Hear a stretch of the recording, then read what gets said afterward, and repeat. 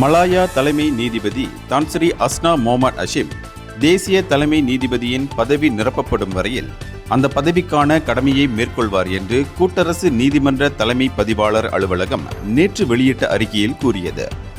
1964 ஆண்டு நீதிமன்ற சட்டம் ஷரத்து 9(3) அதே சட்டத்தின் ஷரத்து 9(1) B, கூட்டரசு அரசியலமைப்பு சட்டம் ஷரத்து 131A ஆகியவற்றுக்கு ஏற்ப தான்ஸ்ரீ அஸ்னா தேசிய தலைமை நீதிபதிக்கான கடமையை ஆற்றுவார் என்று அந்த அறிக்கை மேலும் குறிப்பிட்டது.